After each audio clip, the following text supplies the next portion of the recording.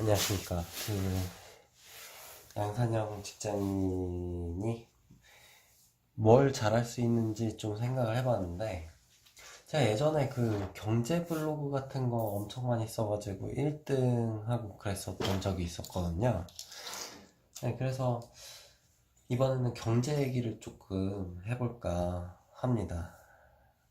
어차피 제가 얼굴 가리고 나오는데, 사실 제가 나와야 될 필요가 꼭 있는가에 대한 생각이 들었어요. 그래서 어, 탈만 찍어도 상관없겠다.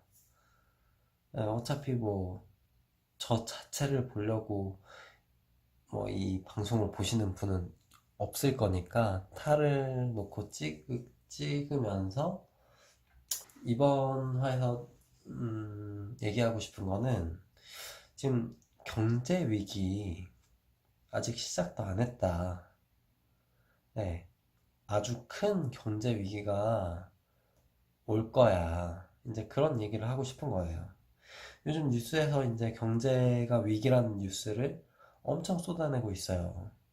근데, 하지만 진짜 경제 위기는 시작되지도 않았어요, 사실. 근데 이걸 어떻게 알 수 있어? 뭐 경제 위기 뭐 다 온다고 하는데, 뭐 똑같은 얘기인 거 아니야?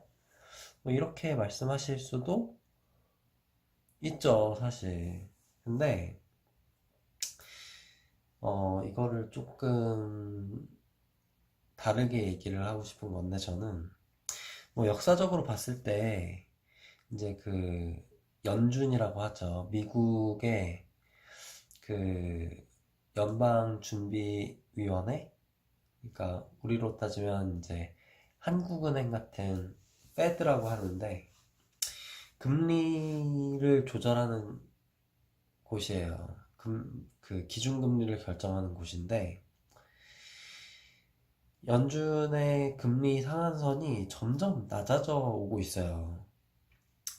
근데 이게 왜 계속, 그러니까 높일 수 있는 금리의 상한선이 계속 낮아지고 있다는 거예요. 근데 이거는 이제 경제학자들이 알고 있지만 쉽게 말하지 못하는 그런 진실 중에 하나인데, 이제 신용화폐의 본질적인 한계에서 비롯된다고 저는 보고 있어요.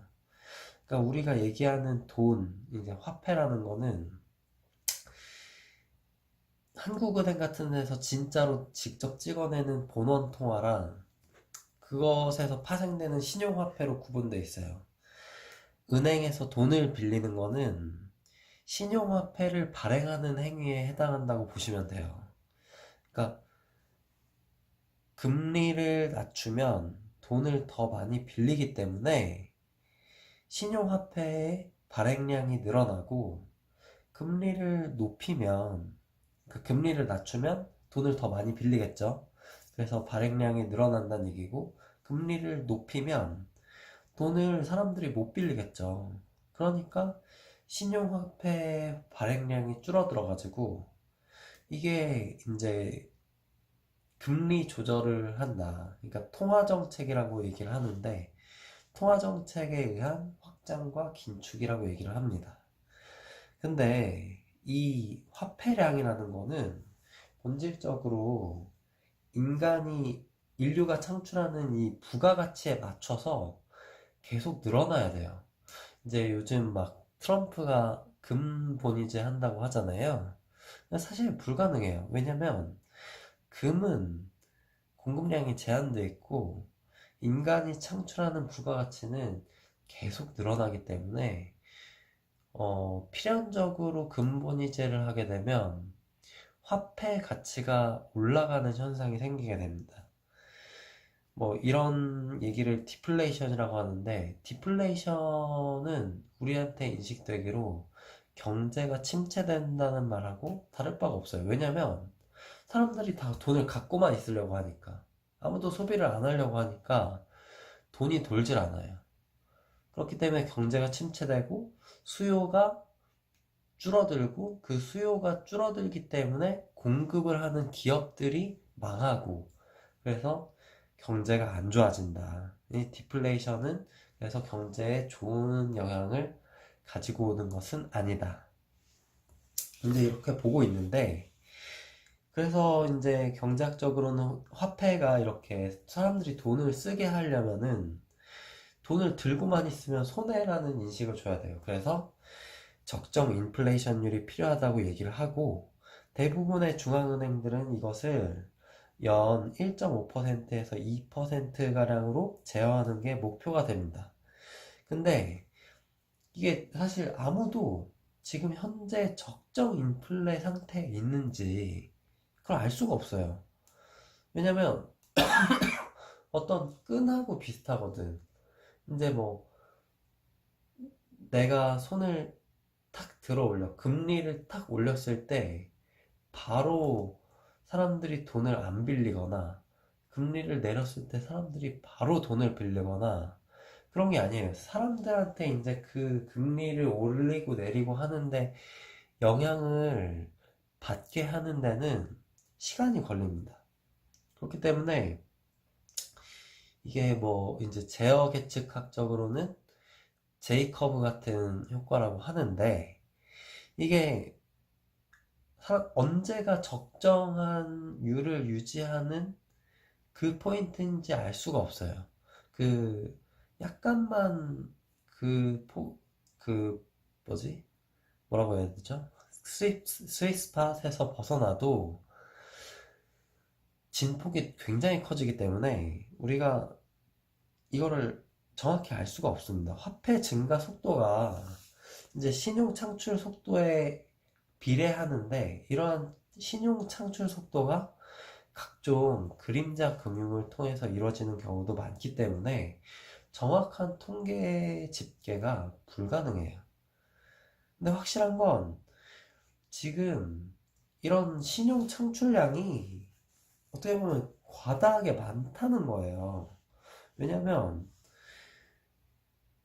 현재 기업들이 생산하는 부가가치를 소비에 내기 위한 화폐량이 이제 연 2.5% 이자율 이상으로 올리게 되면 화폐가 부족해진다는 거예요.